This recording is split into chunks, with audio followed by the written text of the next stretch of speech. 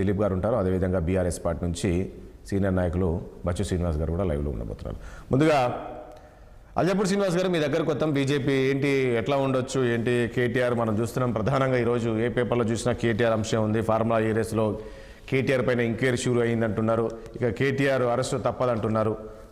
తర్వాత కేటీఆర్ పాదయాత్ర చేస్తారా, మోకలయాత్ర చేస్తారా, వాళ్ళ ఇష్టం అనే విధంగా కాంగ్రెస్ పార్టీ చెప్తుంది. ఏంటి ఈ అంశంలో నిజంగా కేటీఆర్ పాత్ర ఉందంటారా? ఈ ఏదైతే ఫార్ములా ఈ రేస్ కేసులో నిజంగా మనీ లాండరింగ్ జరిగిందంటారా, లేక ప్రభుత్వం ఏదైనా కక్షపూరితంగా కేటీఆర్ ఏదో అరెస్ట్ చేయాలనేది అనుకుంటుందా? అసలు అరెస్టులు అవుతుందా లేదా? ఒక్కటి రాజేష్ గారు, ఏ ట్రాన్సాక్షన్ జరిగినా ఏ నిర్ణయం తీసుకున్నా అధికారులే తీసుకోరు. ప్రభుత్వం యొక్క నేతలు, మంత్రులు, ముఖ్యమంత్రి ఏవైతే నిర్ణయాలు తీసుకుంటారో అమలు జరిపేది అధికారులు. ఇక్కడ మనీ ట్రాన్స్ఫర్ అయింది వాస్తవం. ఎక్కడ కూడా చర్చ లేకుండా మనీ ట్రాన్స్ఫర్ చేసింది వాస్తవం, నిర్ణయం తీసుకుంది వాస్తవం. ఇవన్నిటికీ మూల కారణం అప్పటి మున్సిపల్ మినిస్టర్ ఉన్నటువంటి కేటీఆర్ గారు అన్న విషయం సర్వత్రా మనం మాట్లాడుతున్నాం. కాంగ్రెస్ పార్టీ కూడా అనేక సార్లు మరి కామెంట్ చేయడం జరిగింది, క్రిటిసైజ్ చేయడం జరిగింది. సో ఇందులో వేరే శశాభిషాలు అవసరం లేదు.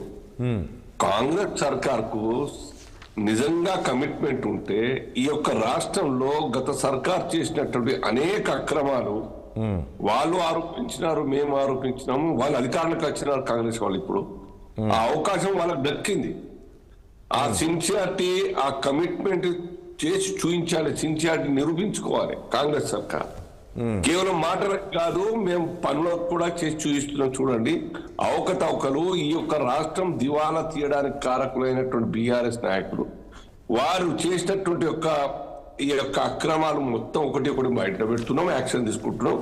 కేవలం అధికారుల మీద కూడా కాదు, అధికారులతో పాటు అధికారంలో ఉన్నటువంటి ఆనాటి మంత్రులు, ముఖ్యమంత్రి మీద కూడా మేము యాక్షన్ తీసుకోవడానికి వెనకాడట్లేదు. ఇగో మేము అనుమతి పొందినాం గవర్నర్ గారి నుంచి, ఇవాళ రేపు మేము అరెస్ట్ చేస్తాం అని చెప్పాలి. కానీ ఈ యొక్క టచ్ మీ నాట్ లాగా భయపెట్టిస్తూ కేసులు ఉన్నాయని చెప్పేసి ఒక ప్రెషర్ పాలిటిక్స్ మరి కాంగ్రెస్ ఆడుతున్నట్టు అనిపిస్తా ఉన్నది. కాంగ్రెస్ పార్టీకి పర్టికులర్ గా రేవంత్ రెడ్డి గారికి ఎక్కడో ఒక చోట అనుమానం ఉండి ఉంటది. నా వంతు నా కాంట్రిబ్యూషన్ ఈ యొక్క పార్టీలో ఉండాలి. ఈ సర్కార్ మనుగడకు లేదా కాంగ్రెస్ లో ఇంకేమైనా ఇబ్బందులు వస్తే నా మనుగడకు నా ఎంబట ఎమ్మెల్యేలు ఉండాలి.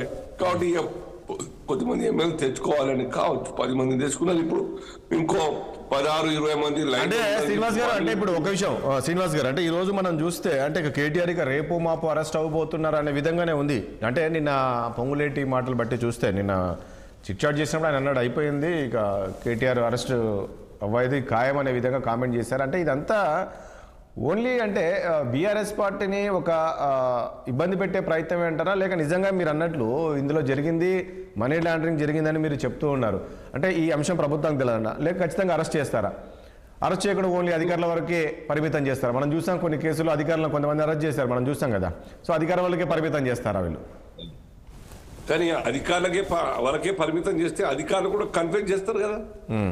పోలీస్ వాళ్ళ యొక్క ఇన్వెస్టిగేషన్ లో, ఇంట్రాగేషన్ లో ఆ నిర్ణయం తీసుకోవడానికి కారకులు ఎవరు పిలిపించినారు, ఎవరి అండర్లో వారు ఆ యొక్క పని చేస్తారనే విషయం వాళ్ళు చెప్తారు. అప్పుడైనా తీసుకోవాల్సిందే కదా. వన్స్ అధికారులు బోన్లోకి వస్తే గనక వాళ్ళ ద్వారా కూడా బయటకు వస్తుంది. వీళ్లకు కాంగ్రెస్ పార్టీకి 2 అంశాలు, ఒకటి ప్రెషర్ పాలిటిక్స్ కోసం చేసి ఉండాలి, లేదా రెండవది నిజంగా కూడా ఈ యొక్క రాష్ట్రాన్ని నష్టపరిచినటువంటి కేసీఆర్ సర్కార్ని ఈ యొక్క చట్టరీత్యా చర్యలు తీసుకోవాలని ఈ రెండిట్లో ఏదో ఒకటే ఉండాలి. ఏది లేకుండా ఉండడానికి వీలే లేదు. కాబట్టి వాళ్ళకు ఒక పరీక్ష ఇప్పుడు కాంగ్రెస్ సర్కార్ మనుగడ ఒక దిక్కు అయితే రాష్ట్రం యొక్క ప్రయోజనం రెండవది. దీన్ని ఈ కాంగ్రెస్ సర్కార్ నిరూపించుకోవాలి. మొన్న పిసిసి అధ్యక్షులు కూడా మాట్లాడినారు. హైకోర్టు డిస్పోజ్ అయిన తర్వాత ఆ కేసు ఎమ్మెల్యేల మీద, యాంటీ డిఫెక్షన్ లా మీద డిస్పోజ్ అయిన తర్వాత ప్రెస్ కాన్ఫరెన్స్ పెట్టి ఇంకా చాలా మంది మాకు ఎమ్మెల్యేలు ఉన్నారు అని చెప్పేసి తర్వాత మళ్ళా ఈ యొక్క ఈ రేసు కార్ల ఈ కార్ దాని మీద మళ్ళా చర్చ మొదలైంది.